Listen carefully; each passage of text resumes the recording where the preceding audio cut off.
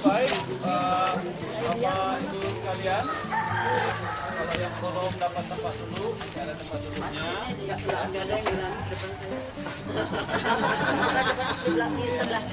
Baik, sebelum kita lanjutkan atau sebelum saya lanjutkan untuk memberikan informasi tentang kampung ini, jadi ada kebiasaan kalau kita sudah berkumpul seperti ini, kita harus ucapkan dulu kata Torah 1 kali dengan sekuat kuatnya, karena memang orang Batak itu kan sangat energetik. Ya, jadi harus kuat. Oke, 1, 2, 3. Orang Bataknya aja sudah kalah, sudah kalah ya. Baik, Bapak Ibu sekalian, Bapak Ibu sekarang sedang berada di satu kampung. Jadi kawasan kampung besar ini disebut Ambarita. Tetapi kampung yang sedang kita masuki ini namanya Kampung Huta Sialagan.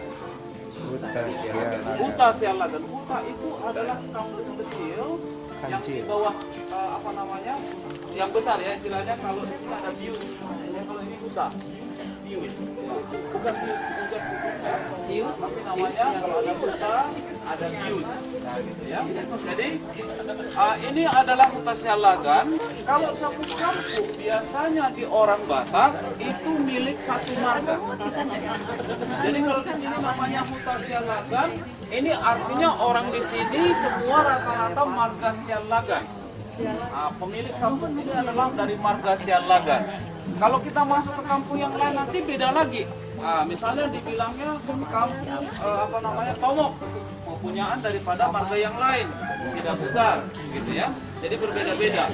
Jadi kalau di sini marga Sialagan ini ya namanya bisa mewakili desa-desa yang lain, kampung-kampung yang lain atau huta-huta yang lain. Kalau di Pulau Samosir diperkirakan ada kurang lebih 300 kampung atau huta seperti ini, maka ada 300 marga kira-kira di Pulau Samosir ini yang tinggal di sini ya. Jadi yang lain di tepi-tepi di kepulauan Sumatera. Ini yang di Pulau Samosir ya. Oke. Kalau kita datang ke sini, mudah-mudahan kampung ini sudah mewakili kampung yang lain. Kalau dulu orang Batak ini agak sok. Marga Sialagan ini mau sok jago, dia ditunjukin lagi. Berantem dia, perang sama marga Sidaputar. Kalau itu perang lagi sama yang lain, sering seperti itu. Nah untuk itu kampung biasanya dia jaga. Dia bikin benteng untuk menjaga keluarganya. Jadi istrinya, anak-anaknya dijaga. Nah biasanya orang Batak akan buat dinding di kampung itu yang kurang lebih lebarnya 2 meter, tingginya juga 2 meter. Di atasnya itu ditanami bambu yang padat supaya musuh susah masuk dan juga mungkin terhindar dari binatang-binatang buas. Dan dia kontrol juga lalu lintas orang, sehingga dia buat hanya satu gate atau satu entrance saja. Jadi kalau keluar masuknya orang harus dari situ begitu. Ya. Jadi kalau ada patung tadi di depan, terus ada di belakang ya sesudah entrance itu, orang Batak dulu kan percaya pada spirit. Jadi di depan itu katanya ini bisa anti spirit yang negatif. Kalau mana tahu ada yang lolos, yang terakhir ini, the last man yang di bawah, yang di dalam ini, ya. Tapi itu bukan yang asli ya, Bapak Ibu sekalian. Kalau yang asli nanti hilang ini, ya, sehingga ini dibuat artificial, ya, dibuat artificial patung-patungnya, ya. Oke, nah kemudian masuk. Kalau kita masuk dalam satu kampung orang Batak, kita akan lihat bentuk seperti ini. Ada space, ada rumah, tapi ada kampung lain sesuai dengan petunjuk daripada ahli nujum nih. Ya, jadi kalau ahli nujum bilang, oke, satu lain saja cukup, di depannya ini ada, itu tandanya hari keberuntungan ada, lambang keberuntungan bagi orang Batak itu angin. Jadi dia sering bilang arah anginnya atau feng shui-nya dari mana? Ada feng shui ini ya? Ada juga Pak. Dari Batak. Datang dari sana maka rumah itu semua harus menghadap sana. Jangan bilang saya nggak mau.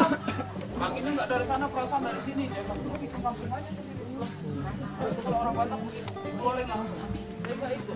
Tapi ada juga yang mengatakan bahwa dia perlu mengumpulkan angin sehingga dia balas lagi. Dari sana ada menghadap kemari, dari sini ada menghadap ke sana sehingga angin keberuntungan ada di desa itu. Makanya kalau masuk kampung orang Batak kadang-kadang 2 row, kadang-kadang 1. Nah ini dia caranya. Hah? Karena orang Batak memang suka angin. Ya, makanya suka banyak yang tempel ban kan ya.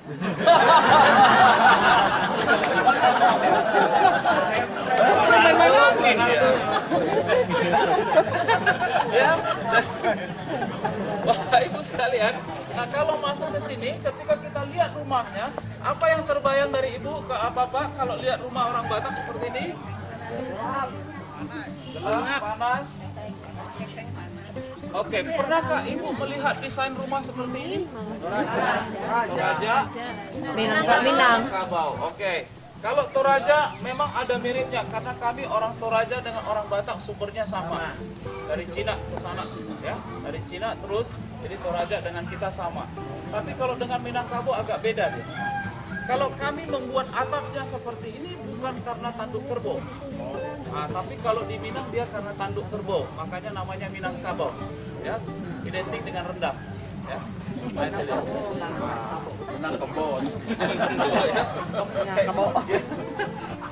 Oke, jadi rumahnya kalau orang Minang dia bangun satu sisi seperti ini, kemudian dia akan ada yang ke depan satu. Ini selalu begitu. Nah, kalau orang Batak membangun rumah seperti ini, waktu dia sampai di sini, rumah kita bangun macam mana ya katanya. Dia bingung. Lalu dia bilang, gampang, kita sudah punya rumah di atas kapal. Kenapa? Dulu mereka waktu datang lari sampai ke sini, itu naik kapal tongkang. Kalau kita perhatikan kapal tongkang, itu biasa kalau film kungfu kan ada. Di tengah-tengah itu ada tempat rumah kecil untuk beristirahat. Itu mereka kopi langsung ke sini. Bang. Nah, jadi kalau kita mau besarkan lagi dia seperti kapal, lihat dua kayu besar di sisi kanannya. Kalau kita panjangkan ke depan dan panjangkan ke belakang, maka itu sudah bentuknya seperti kapal tongkang. Jadi kalau orang Batak seni desain kurang, tapi kalau seni suara pandai dia. Cuma nyanyi sekali. Begini Pak, orang kampung ini kadang-kadang kalau kita lagi menerangkan seperti ini, kata orang kampung nggak boleh menyanyi loh. Orang kampung yang bilang. Harus jilat dulu, sana yang di sana jilat dulu. Oke, nah ini. Nah ketika dibangun rumah seperti ini, mereka bangun sesuai dengan kebiasaan atau kepercayaan mereka. Orang Batak ada percaya 3 dunia yang berbeda. Namanya Banua Ginjang, Banua Tonga, Banua Toru. Jadi dunia atas, dunia tengah, dunia bawah. Yang di atas biasanya dilambangkan warna putih. Yang di tengah biasanya dilambangkan warna darah kita, warna merah. Kalau yang di bawah warna tanah, warna hitam. Makanya orang Batak hanya mengenal 3 warna. Merah, putih, hitam. Bendera Indonesia kurasa di kopi dari orang Batak. Bendera Mesir. Oh gitu ya? Karena waktu lalu Soekarno datang ke sini tanya sama orang Batak, warna apa kita bikin? Iya betul. Soekarno kejabat bangga kali orang Batak. Nah itu dia. Nah kalau di rumah juga dilambangkan itu Banua Ginjang, Banua Tonga, Banua Toru. Jadi Banua Ginjang itu adalah yang di atas, itu tempat-tempat bersembahyang. Jadi orang Batak kan itu percaya spirit. Sehingga ada satu kotak kecil biasanya itu ikan bali. Jadi kalau dia sudah sembahyang dia taruh buah-buah apa saja hasil pertaniannya, baru dia tarik. Kenapa orang Batak bilang ini hanya untuk yang di atas dunia sucinya tidak boleh dilangkahi. Sehingga itu ikan, ya biasanya kalau kita masuk ke rumah itu ada tempatnya namanya ampang-ampang. Ya, iya. Oke, kemudian yang ada pintu dan jendelanya ini adalah tempat tinggal di mana mereka tidur. Kalau Bapak Ibu masuk ke dalam itu masuk langsung ruangannya besar, tidak ada kamar yang bersekat-sekat. Nah, kalau orang Batak itu sangat terbuka. Saking terbukanya kadang-kadang ya memalukan kadang-kadang. Ya kadang-kadang begini Bu, kalau orang Batak itu terus terang dan terbuka. Kalau dia marah, dia tunjukkan kemarahannya Bu. Nah kalau dia sedih kan kelihatan sedihnya. Nah kalau dia malu,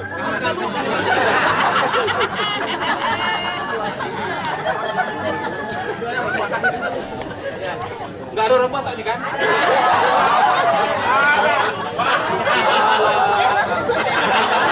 Kalau kelihatan ini enggak kok. Ini Pak. Kawan kita ya tuh. Oke, nah kemudian ada yang pernah bertanya, Pak Morris, bagaimana sih orang itu kalau tidur? Orang saya lihat dapurnya ada di situ juga. Oke. Kalau masuk itu kan dapurnya di tengah-tengah. Disengaja dibuat dapurnya di tengah supaya bisa membedakan jenis kelamin. Kadang-kadang dicek, kau perempuan apa laki-laki kau? Nah, kalau laki-laki kau sebelah sini. Kalau perempuan kau sebelah sini. Jadi dari anak yang paling kecil sampai bapaknya terpisah tidur. Begini, ya. Banyak punya anak. Ada Pak. Berarti bisa terus? Ya, ini kan ada tim Pak. Oh, Ada ya kalau gitu. Nah itu, jadi kenapa yang gadis semua? Kalau anak gadis sampai umur 15 tahun dia belum menikah, maka dia dipindahkan ke rumah. Bisa lihat rumah yang tangganya di dalam. Ya, yang tangganya di dalam.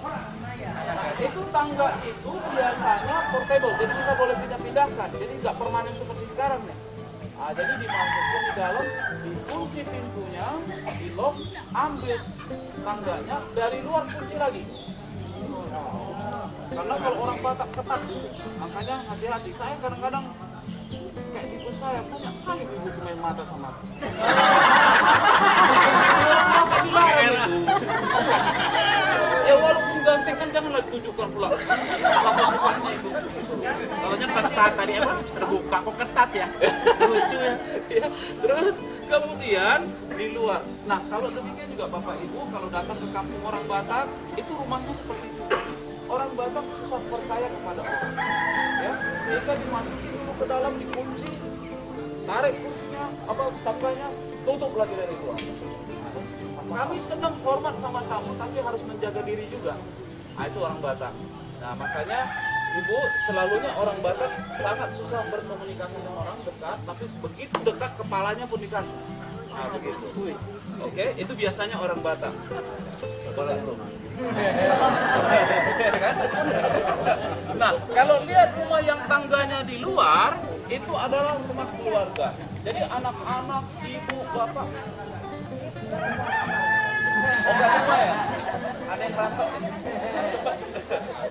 Itu saya cerita yang lain. Ya. Oke, kemudian tangganya itu yang di luar itu adalah rumah keluarga. Jadi artinya dia bapak, ibu, anaknya semua. Nah, satu rumah itu tidak hanya milik satu keluarga. Jadi orang Batak bisa lebih terkadang, tapi tidak boleh lewat dari angka 12. Karena angka 13 tidak boleh disentuh oleh orang Batak. Nah, itu angka 12 maksimum. Orang luar itu Batak ya? Hah? Orang luar itu Batak. Iya, banyak orang meniru Batak. Ya, oke 12. Nah, kenapa? Karena 12 itu adalah dianggap angka maksimum yang genap. Nah, kalau 13 dianggap sudah ganjil, kalau 14 kita sebetulnya dulu tidak mengenal ini. Ya, jadi 12 itu genap begitu ya. Oke. Nah, ini dia. Nah, terus yang di bawah Bapak Ibu sekalian, yang di bawah itu adalah ruang untuk memelihara binatang. Jadi kalau ada kerbau pendek, masukin kerbau pendek. Tahu kerbau pendek ya? Oke, masuk.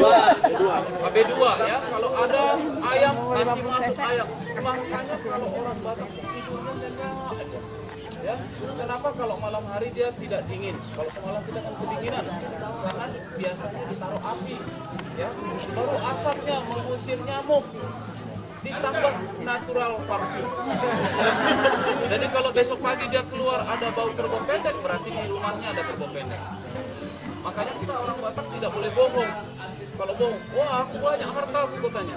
Aku ada bebek, aku ada kerbau, ada kambing. Begitu dia keluar cuma bawa bebek, orang nggak percaya. Karena dari baunya ketahuan dia orang kaya. Oke. Saya ingat waktu saya tinggal di kampung Ibu ya, waktu saya masih anak-anak begini saya ingat, kok enak kali tidur. Tapi sekarang saya nggak begitu enak ya. Tapi dulu enak kali rasanya tidur. Kecium bau bebek bapak saya, ya, kecium bau apa namanya kambingnya, gitu. Enak sekali. Tapi sekarang tidak. Karena mungkin karena saya juga sudah agak kiri keluar kan begitu. Kelihatan kan nggak sama bapak ini.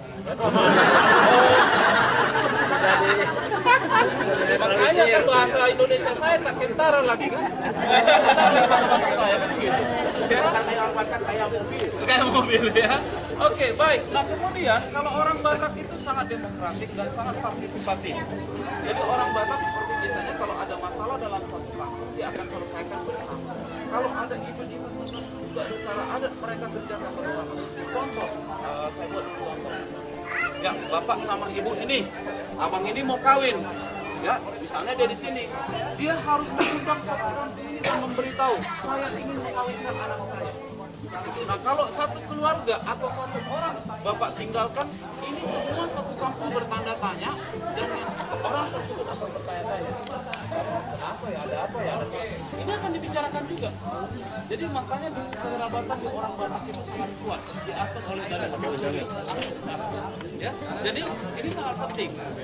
Misalnya, kalau bapak ini sama ibunya kawinkan abang ini ternyata sudah diundang semua, bapak ini bilang, aku ada perlu kayu bakar, itu semua tangan akan naik karena semua ingin partisipasi.